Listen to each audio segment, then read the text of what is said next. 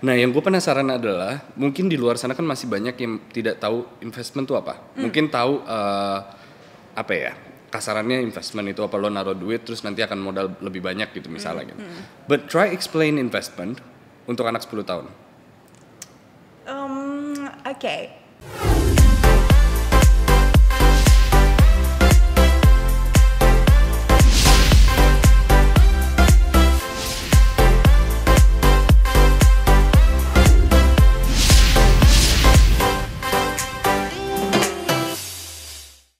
Nah ini menarik juga karena kan gue yakin para live friend di luar sana termasuk gue gitu at this stage of life di mana kita mendapatkan penghasilan gitu di umur 20s gitu, millennials, we get our first money and we realize bahwa ini kayak kalau gue taruh di tabungan doang sayang nih gitu. Gue pengen seenggaknya kalau gue ngecek isi duit gue nambah bukannya kurang gitu ya kan.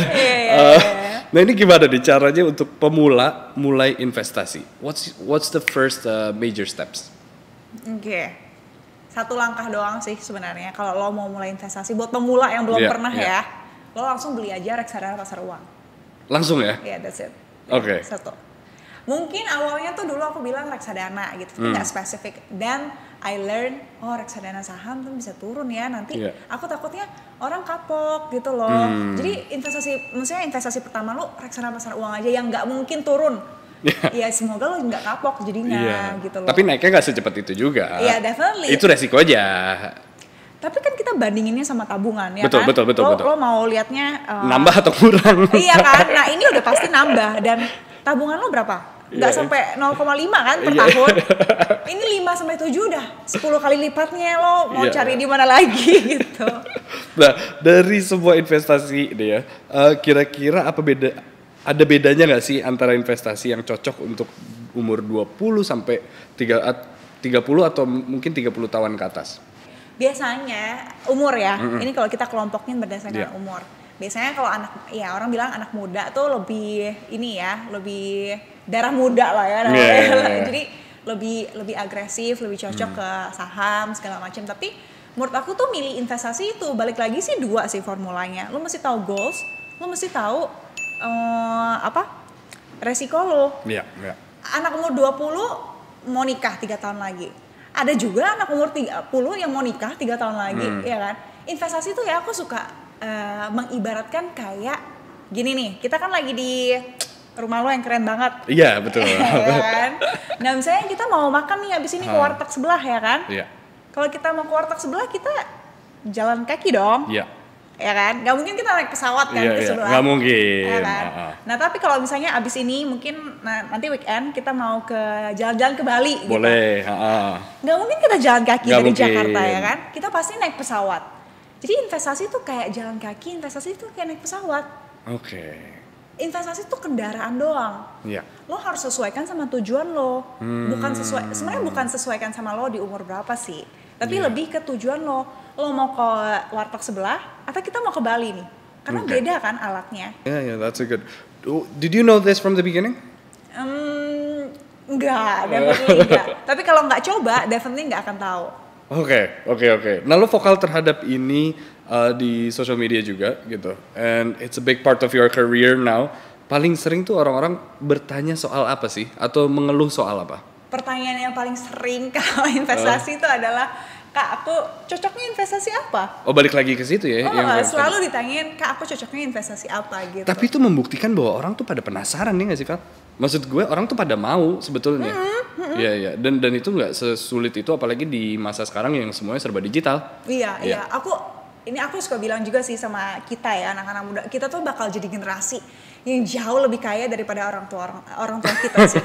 Karena orang tua kita nggak tahu investasi, kita semua lomba-lomba. Ya? Iya. Ini improve banget sih aku lihat kayak anak-anak muda interested untuk invest gitu. Gila kita tuh bakal keren. Seringkali orang merasa investasi itu penting untuk masa kita nanti untuk kebahagiaan kita, ya kan? Cuman ada investasi yang di saat kita susah, yaitu asuransi. Now that's a big part of investasi juga, yaitu asuransi. Nah itu menurut lo dengan adanya pemikiran asuransi itu kan kadang orang suka merasa bahwa gue risih, gue kayaknya nggak butuh gitu. Cuman sebutuh apa sih kita dengan asuransi? Nah itu anak muda tuh mungkin gimana ya, kayak ngerasa kita butuh senengnya doang gitu ya? Atau ini butuh senengnya doang. Asuransi tuh pas taruh uang langsung hilang gitu.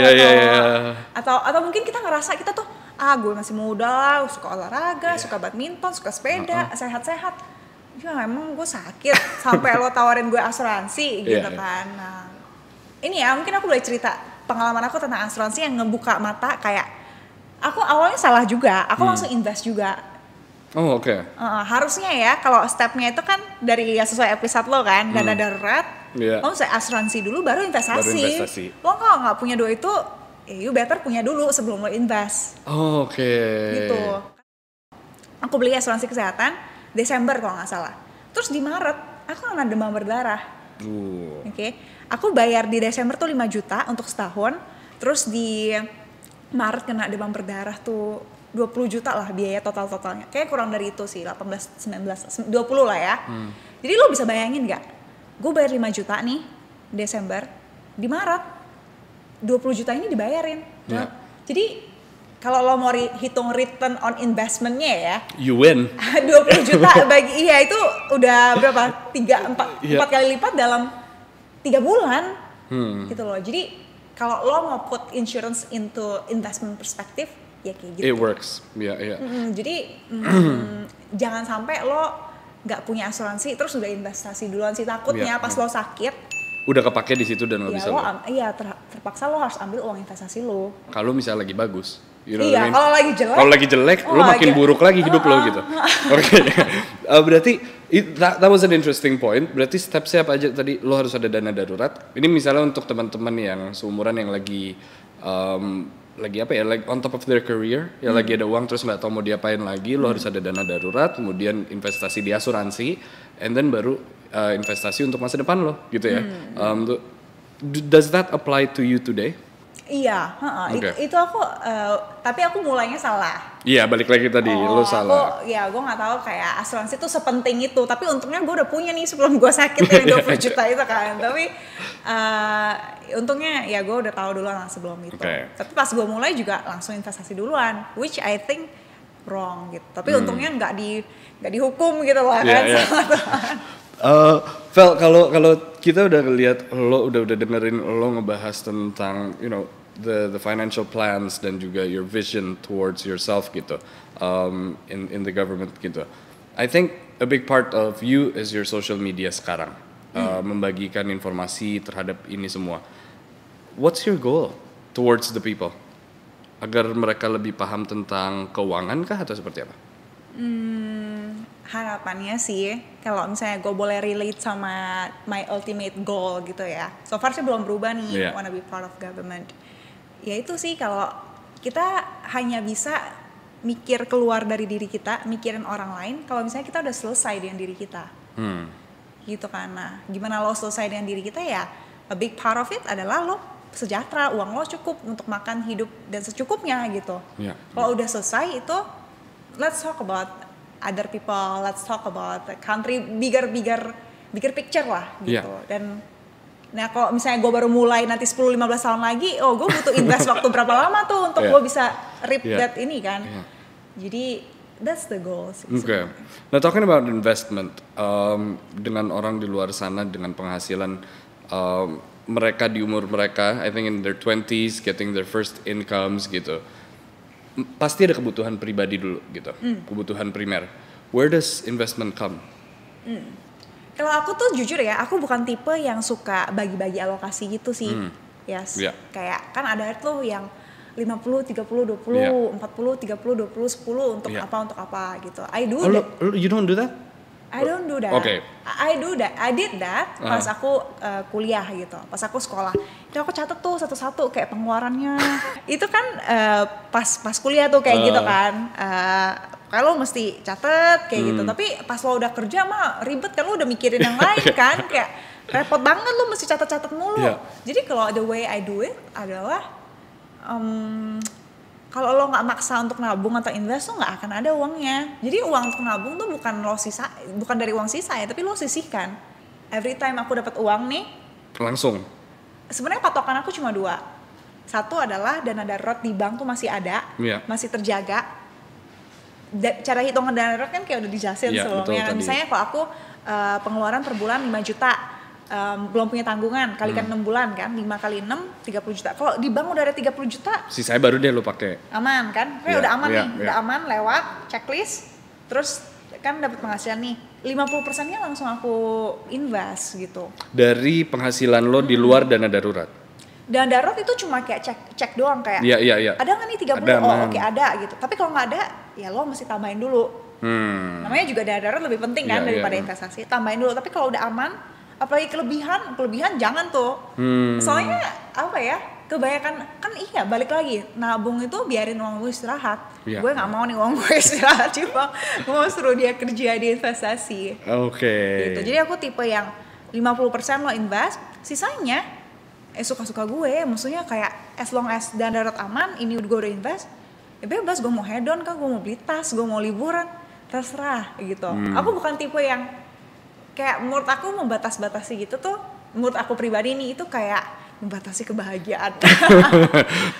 lo juga harus investasi di kebahagiaan lo juga harus. Karena kita, gue lumayan setuju sama konsep YOLO juga sih. Maksudnya lo mudanya sekarang, lo hidupnya masa kini, lo jangan lupa bahagia.